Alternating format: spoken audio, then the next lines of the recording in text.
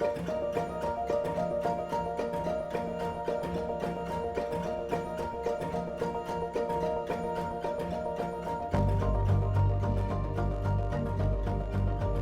single bowl, I have a story. When I look at this piece, I think about the painter. This is one of my bowls I painted for Gather Make Shelter. I used to paint in high school. Figured, yeah, get a brush in my hand again and see what I can do, you know. It sounded so terrific to me, I really wanted to be a part of it. And it's been 8 months in the making. We're going to sell these bowls to get people into housing.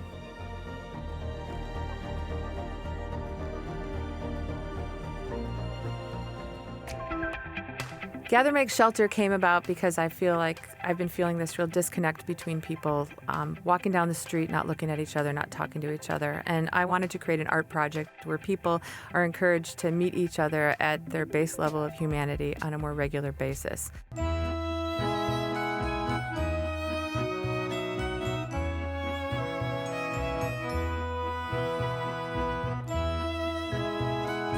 There's potters all over Portland that are making pots. People are really excited about contributing to this project. Then what I'm going to do is take those ceramic bowls into different social service agencies and teach some drawing and painting skill workshops relative to working on pottery. I didn't just go into an agency and say, I'm going to do this for you. I talked to hundreds of people for 3 months and wanted to find out if this was something that people thought they could get behind and that they thought mattered. And all along the way, people really helped me shape the project too. One of the funders said to me really early on, how are you going to make these bowls? And I said, I'm going to just make a bowl and cast it, make 500 bowls, call it good. And she said, well, wouldn't it be more interesting if you got other people to make the bowls?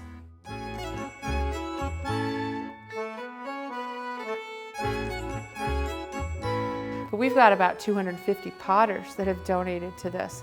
And that ranges from kids from Grant High School to fancy architects that also make pottery to all kinds of people all over town. I didn't really know what I was getting myself into at first when Dana was saying, I'm doing this project, I need bowls. And it sounded really awesome. And I was like, great, I've got bowls.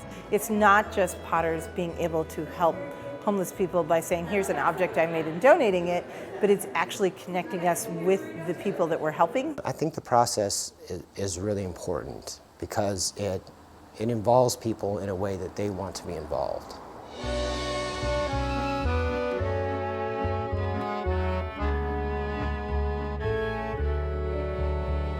I start the workshops by telling everybody there's a contract between us. And I want to be clear about that, is that I'm going to give you $20 and a t-shirt to participate in this. And at the end, you donate your bowl to the project, and we're going to sell these bowls to get people into housing. That little bit of money goes a long way when you don't have very much, so it made a big impact on their lives. I didn't understand what it meant to experience houselessness or homelessness or anything, and since I've been here in Portland, that's what I've been. This housing for me has been like a very big battle. I've been homeless myself, so it was a wonderful experience to know that I'm helping families. For me, like I came off the streets 9 months ago. The people who are creating these bowls are experiencing the same type of problems, working through these same type of issues as the people that all the proceeds are going to help.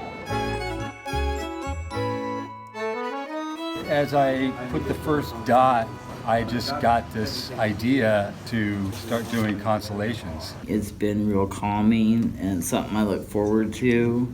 Dana had brought in some of the art history books, and I just looked at the bright colors and how I'm making a change in my life and I want to brighten it because it was in a very dark place. This represents all the problems that we have to fix around the globe. I just did feathers and just kind of went from the heart. Here's the medicine wheel right here. I don't sign my pieces traditionally. I sign it with what I want people to discover, and I want people to be free. It's a free-flowing piece. I had a couple shapes in mind that I found in books that was weekend. I think that the geometry has some kind of neurotransmitter pathway. And I always paint landscapes. Being homeless, you get to feeling pretty low down, you know. But this has helped my self-esteem a lot, to just show myself that I still have value.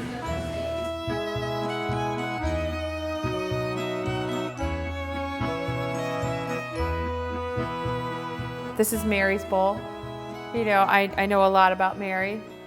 She's an incredibly brilliant poet and writer and painter. Every artist that was homeless here has to deal with street problems and danger and all kinds of stuff, but at the same time, they still have a feeling for beauty, and they still look at beauty, and they still love beauty. So that's what Dana brought out in this project, and I think it's marvelous. Artists experiencing homelessness take this workshop with me and with the community and engage a collaborative process with potters that they may have never met before. And my bowls tend to be, I throw loosely, they tend to be kind of hefty and rough. And I found out that Mary really loved the way they felt. Dana, who organized Gather Make Shelter, had told me about Mike and that he was painting in black and white on my bowls. And I was like, oh my God, I use black and white. That's cool. All the bowls were perfect. They looked right out of the factory. They were wonderfully made. And then there is this one that had incredible character.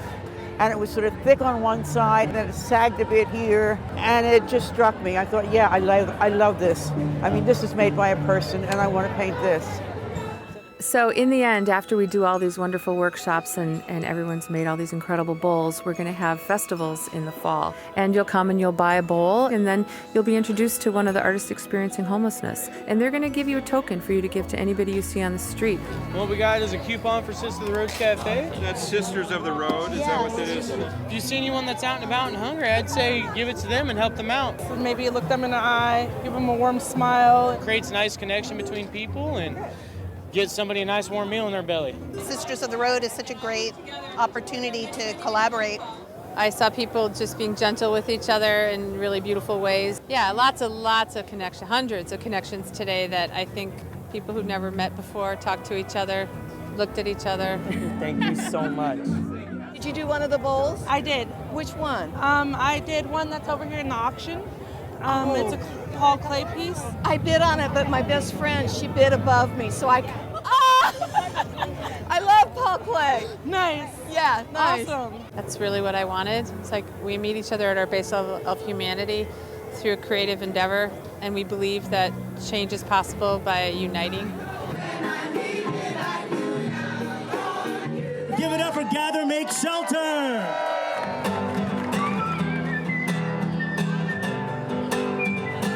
People can pretty much agree that the experience that people are having with houselessness is something that many, many, many people feel is a big problem, and we need to find solutions for that in this country. You see all these people, many of whom society says has no value, and yet they produce this beautiful art.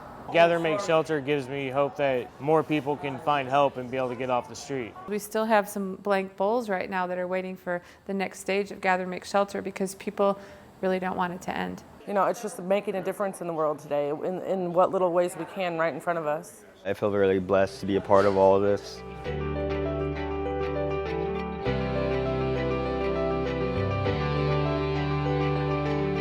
Every single person involved in this project makes a difference, and I think that's really important. You know, the project had a timeline, and right now we're talking about the future. I think Gather Make Shelter has a huge potential to move forward, not only here in Portland. I would hope that other cities do the same, because the problems of the homeless are the same no matter what city it is. And I'm glad it started first in Portland. And I would love to see this become also a national conversation.